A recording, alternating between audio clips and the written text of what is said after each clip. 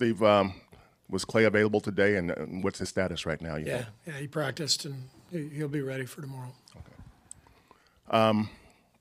How do you look at this road trip in terms of, the team is showing some signs of life in some ways, and offense has been pretty good. Defense has been better. What are you seeing right now?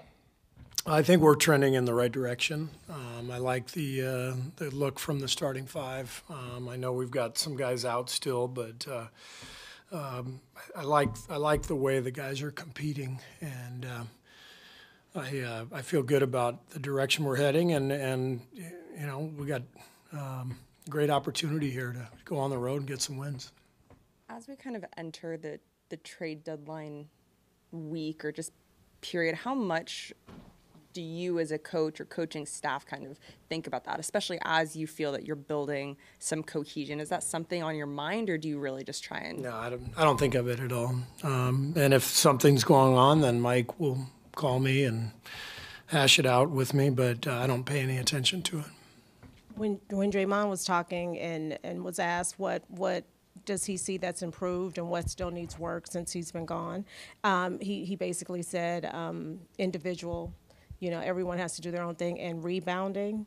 And as you head into the road trip, what are the things that you stress about rebounding, or what are your expectations that you set prior to the game? Well, the expectations are, if you're off the ball, a shot goes up, you've got to turn and find somebody. You can't ball watch. And as long as we turn and hit first, we're going to get the majority of rebounds, and then we're going to be able to run off of them. So it's a big part of the game. And then same thing goes defensively. We just need to be connected, all five guys on a string, keeping the shell tight, understanding who we're closing out to, knowing personnel.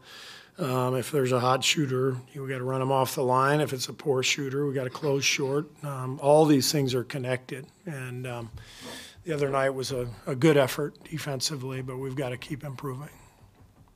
Steve, following up, you said things are trending in the right direction. A couple weeks, 2-3 weeks ago, you made the comment that the team was missing a certain grit. Is that still a concern, or have they responded and playing, like you say, overall better in that regard? No, they've responded well. I think I said that when we lost to Toronto and New Orleans, back-to-back home games where we didn't compete well at all. And I feel good about the level of our competitiveness, and our guys are playing hard, but we just have to tighten some things up and give ourselves a better chance to win. Part of it is obviously getting Draymond back. Has his return made an even bigger impact than you originally suspected he would make? No, I've watched Draymond for 10 years now. He's an incredible player, and the energy he brings, the brain power, the communication, all of it makes him a unique and impactful winner. And so it doesn't surprise me at all that he's come back looking so good. Hey, Steve, seems like you guys are leaning a little farther into inverted ball screens for Wiggins and Kuminga with Steph as the screener. Just have those actions unlocked those guys as drivers and then also just overall playmakers of late?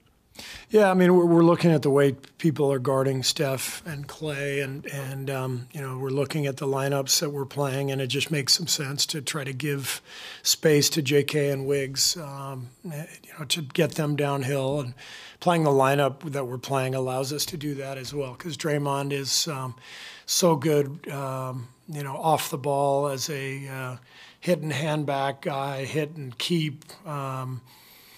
Cutter from the weak side. Draymond sees the game so well. So, the more we can get Wiggs and JK downhill, the more pressure we put on the defense, and the more, easy buckets or free throws that we get. The last game, there was like a 13-point lead, and then it was cut down to 3, and then you called a timeout and transfer some guys in and out. At what point is it a high concern for you? Is it like 3 points, or is it like down 10 that you're like, oh, we got to, we want to maintain this league, or it's too close? At what point are you like? Yeah, it just depends. It's not necessarily the score. Sometimes it's how many timeouts do we have left? Can we afford to use one, or do we need to ride out the storm? What's the lineup combination. Maybe I want to change the lineup combination, in which case I'm more likely to take a timeout. Is it the other team's timeout? Is there an automatic timeout coming that's the other team's? All that stuff comes into play when you think about, when to use your timeouts, when to hang on to them. Steve, I know you just said a minute ago that you don't really think about the trade deadline in terms of game planning and stuff like that. But having been in this league for so long, how would you describe just, I guess, when you're in a situation like you guys are, the thoughts or the things you have to concern yourself with the players in terms of that? With the players going through. Yeah, just hearing about their names and stuff like that. I mean, how do it can be a more stressful time of the season for a lot of these guys. For sure. And we try to recognize, if guys are stressed out about it, if their names are really being talked about. I'm always very, very honest with the players. So I've had players over the years who I just shared very frankly with them, there is a chance that you're going to get moved. And, it may or may not happen, but this is why. And, the younger guys may not understand how the league works. The older guys generally do. And I just try to make sure guys are, if they're stressed out about it, that they have somebody to talk to about it. Yeah, there was a lot of chatter about Andrew not too long ago. I mean, it seems to have died down a little bit. What do you make of his situation and where he's playing, how he's playing right now? I think he's playing well, and I'm very hopeful, and I expect him to be here when the trade deadline passes. I think he's been a big part of our team now for years. Helped us win a title a year and a half ago. Still has a lot of career ahead of him, and so I'm really hoping Wiggs is here. And as I said, I fully expect him to be here. But I don't know if any player gets to go through his entire career and not see his name in a trade rumor. Steph probably did early in his career, but right now probably not. But this is part of the gig, and it's not easy, especially on the families when someone's name is mentioned in trade chatter, but part of the deal. How you feeling, BP? I feel pretty good.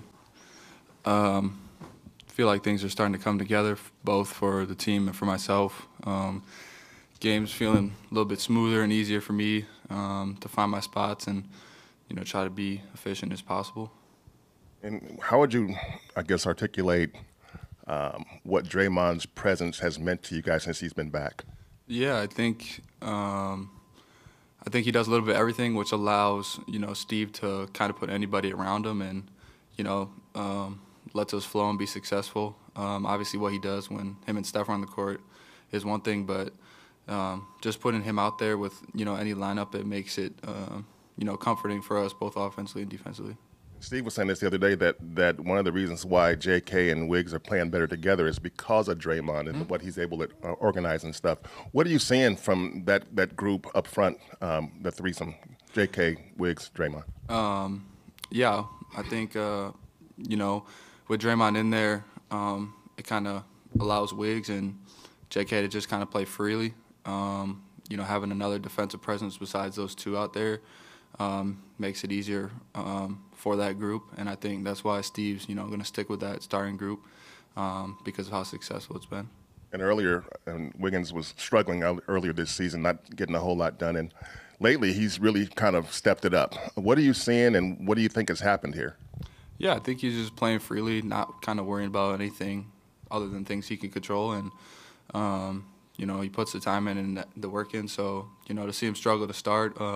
It's actually kind of surprising for me, just seeing him, through the summer and fall. But, I think he's going to be back to, how he was in previous seasons. What does it mean to you to be named to the Rising Stars Challenge?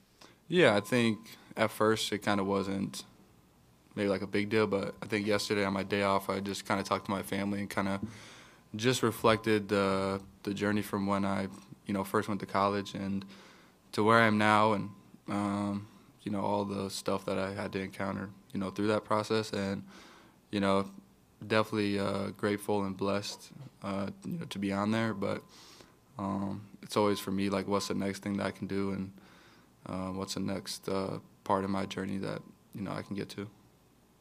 Brandon, a couple weeks ago, you guys had a couple disappointing, heartbreaking losses, and Steve, post-game, he called you guys out, kind of said we're missing a certain type of grit. Mm-hmm. Inside the locker room, how did you guys, when you heard that or read it, how did you guys take it? Was it a challenge? Did it anger you guys? Or were you like, hey, Coach is right, we need to respond? And how do you think you guys have responded? I think, during that time, obviously we didn't have Dre. So he's actually, he's added that dimension back to our lineup. But I think when that happened, I think each of us kind of just took it a little bit personally and like what we could do individually to, step it up and be tougher as a collective unit and not just let teams come in here and blow us out. But I think, since that and since Draymond's been back, I think, every game we've been in, little things here or there that, cause it to go the opposite directions for whatever that may be. But I think, we're on the upward trend. Draymond was saying that you guys are still lacking in rebounding. Mm-hmm. And what are the expectations per game that you guys are told about rebounding? And when it doesn't happen, are there any discussions after the game about it? Yeah, I think it's more so defensive rebounding. I think offensive rebounding, we've been, atop the league. Just because our philosophy is, kind of everybody crash. That way everybody from their team has to block somebody out. And I think offensively we've done a great job. I just think defensively, a lot of times early on in the games, if we don't start out well in terms of rebounding, then, like, throughout the game you'll see, like, little balls here and there, get deflected and go their way. But for me, I try to get as many as I can and just contribute from a guard's perspective to help our bigs out. A lot of Draymond-related questions, but Andrew and Jonathan was saying that Draymond's been in his ear and sort of hyping him up a lot. How does Draymond, if he does, get in your ear and sort of hype you up, if any? Yeah, he just obviously. I said this the other day. I said I was a mini version of Draymond, but I just feel that in the sense that we both, connect lineups and make it easier for everybody else to play with us. But in terms of Draymond, he helps me defensively. Things I didn't know, like today we just kind of went over like post defense, isolation and stuff like that, me and him, and just little things like that. And, him just kind of teaching me how to play with Steph and how he runs around and just helping me in that aspect.